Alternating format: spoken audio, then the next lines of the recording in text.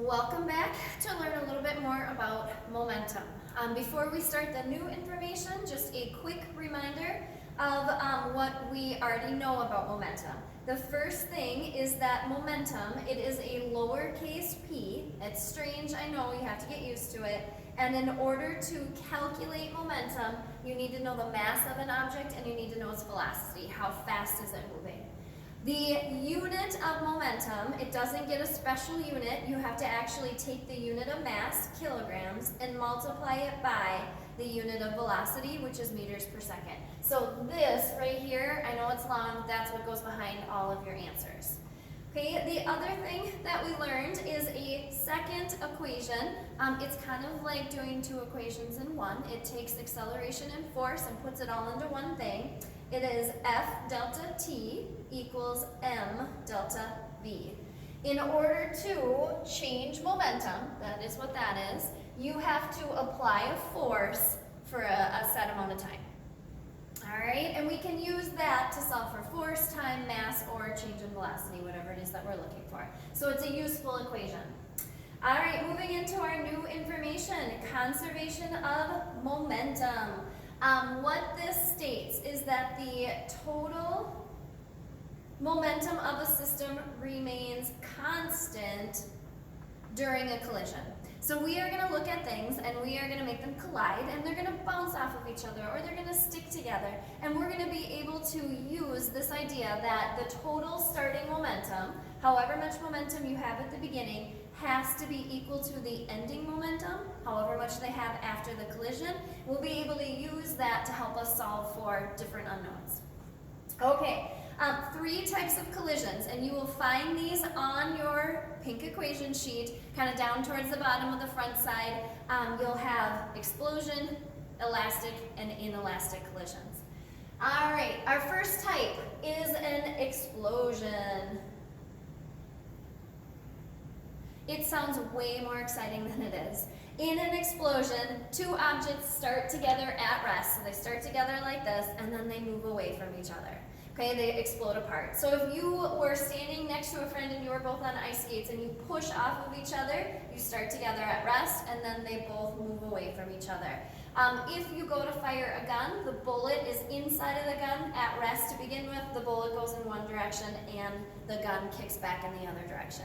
That's how it gets its name from explosion, but like I said, it's not quite as exciting usually. All right, the equation that we use for an explosion is right here. M1V1 equals M2V2. M is mass, V is velocity. The ones mean the first object, the twos mean the second object. All right, so I'm going to write M1V1, M2V2. So if you, I'm going to pretend like you are 75 kilograms, that is going to be my first mass.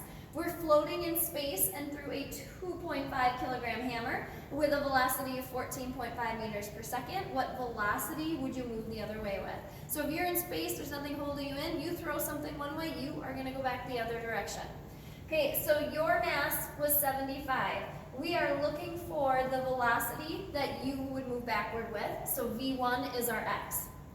Okay, the hammer, I'm going to make that object 2. It doesn't matter which one you do, I just have object 1 being the first thing that was listed. So mass 2 would be 2.5 kilograms, and its velocity, you have to match them up, is 14.5 meters per second. All right, I'm going to use my equation from up above. M1V1 equals M2V2, and then I'm just going to plug in what I have. So 75 times x, you can put it as an x or you can put it at V1, whichever one you prefer, is equal to 2.5 times 14.5. Okay, I need to divide both sides by 75, and I should end up with a final velocity of about 0.48 meters per second. I would not move nearly as fast as the hammer because the hammer is much smaller. They have to be equal and in opposite directions. All right, moving into the second type of a collision. This type of collision is when two objects collide and then they bounce off of each other. It is called an elastic collision. An elastic collision. And if you forget, I think of it as elastic is stretchy. So when two things collide and then they move apart, they stretch apart, you have an elastic collision. These are the longest of the different equations for momentum. And that is because, so if you think about playing pool, you've got one ball, a second ball, and then you have their initial momentum before you start, and then after the one ball hits the other ball, then they have momentum going after the collision as well. Okay, so you are going to have the initial momentum of the first object, so m1v1i initial, plus the initial momentum of the second object, m2v2i. We're going to add together. If we can find the momentum of each of them to start, you add it together. It has to be equal to the momentum of them after the collision. Mass 1, v1, f, so that first object with its final momentum, and then m2, v2, f, the second object, its momentum finally at the end. All right, so for these guys, you got a longer list. There's more variables there. The hardest part about these, the math is usually pretty easy. It's just getting the right number with the right object. So I'm going to have an M1. I'm going to have a V1I, an initial velocity.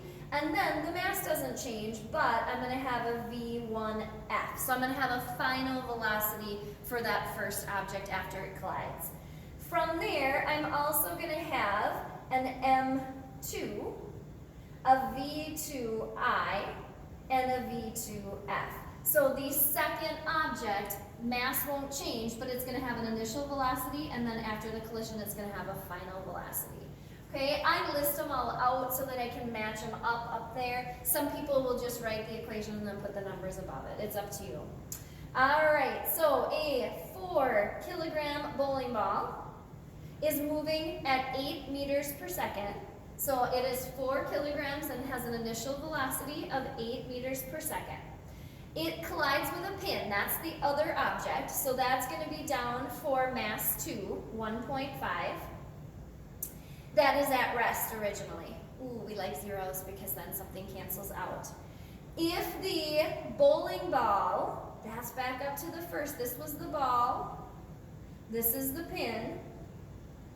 If the bowling ball slows to a velocity of 3.5 meters per second after the collision, find the velocity of the pin. I'm going to be looking for the final velocity of the pin. All right, I'm going to write my equation again, but you can just work off of that if you want. So I have m1v1i plus m2v2i. That's the initial momentums of the two objects added together. And we set that equal to them after the collision. m1v1f final plus m2v2f. All right, changing colors. Okay, so M1, 4 times V1 is 8. Ooh, we get to get rid of zeros. I forgot about that. V2I, the first object starts at rest. That whole chunk is gone because anything times 0 is 0. That is going to be equal to then, I'm already on to the other side, M1, 4 times the second, the final velocity, 3.5, plus M2 times what I don't know, the final velocity of the pin. All right, so looking at this, the math is not the hard part. It is getting the right velocities with the right object. You just have to read it through it slowly. All right, so when I multiply, I get 32 equals 14 plus 1.5x is what I have over here. Once again, this is multiplied, this is not. It has to subtract to the other side. So when I subtract, I end up with 18 equals 1.5x. If I then divide by your 1.5 to get it moved over to the other side, I find that x is equal to 12 meters per second. So my final velocity of the second object is going to be 12 meters per second. All right, finally, what happens when two things collide but then they stick together? If you have ever been ice skating with somebody who is not any good, you guys are ice skating. As soon as they feel like they're about to fall, they grab onto somebody else and try and take them with them. Okay, so this would be an example of an inelastic collision. Inelastic means they don't stretch apart. So in an inelastic collision, the two items collide and then they move off together. So you guys are skating, somebody grabs onto you and then moves you and takes you to the ground with them. So the two things collide and then stick together and leave with the same velocity at the end. All right, the difference for this equation is that there's only one velocity on the final side. Okay, they move off together, so there's not two separate velocities. All right, so here we go, heading into this type of an equation. I am going to have an initial, I'm going to have M1 and a V1I. I'm going to have an M2 and a V2I, and then we're just going to have one final velocity. We won't have two separate ones because they move off together. All right, Grandma is 80 kilograms, is skating with a velocity of 6. I made her object number 1 because she came first. She stops to pick up her grandkid, 40 kilograms, that's a strong grandma, who is at rest. Ooh, that is 0. My 40 kilogram person initially has no velocity. We like zeros. If they move off together, what will be their final velocity? So we're going to solve for the VF. All right, looking at this equation, we have M1V1I plus M2V2I. That's exactly the same as our previous equation. It does not change until we get to the other side. We have to take both masses, add them together, M1 plus M2, and then solve for the final velocity on that side. All right, I'm going to slide it up a little bit here, switch colors. All right, M1, 80 times 6 was their initial velocity. The second object starts at rest. That whole chunk disappears. It is equal to M1, 80, plus M2, 40, and then that is multiplied by the final velocity. I always switch these to x's, but you can keep it as a VF if you prefer. All right, do the math. 80 times 6 is 480 equals, if you add, not multiply, gotta add, 80 plus 40 is 120 times x. We need to divide both sides by 120, and we find our final velocity is 4 meters per second. Okay, so just to recap, for our 3 types of collisions, if they start together and then move away from each other, that is explosion. That's the easiest one. M1V1 equals M2V2. Okay, if two things start apart, they collide and then they bounce off of each other, that's elastic. It stretches away. They bounce off of each other, you have an elastic collision. And finally, if two things collide and then move off together, you have an inelastic collision. You just have to match up the correct equation with what you're working with. All right, for number 1, 2, and 3, conservation of momentum problems, you'll have one of each type of equation. So as you read through them, you just have to figure out which of the conservation of momentum equations works. You'll use each of them one time. Just be careful. This is 25 grams. Remember, in order to change from grams to kilograms, you have to divide by 1,000. There are 1,000 grams in a kilogram. So to get your mass, you'll have to divide by 1,000. All right, once you get each of those done, then I have 2 extra momentum problems from what we just learned previously. You can turn number 4. You can do it 2 ways. So for number 4, a pitcher claims he can throw a baseball with as much momentum as a quarterback throws a football. You got both of the masses. You can solve for, so you solve for the momentum of one. Solve momentum of the first ball, and then you set the second one equal to that. So you can find the momentum of a football, and then you have to set that equal to the second ball.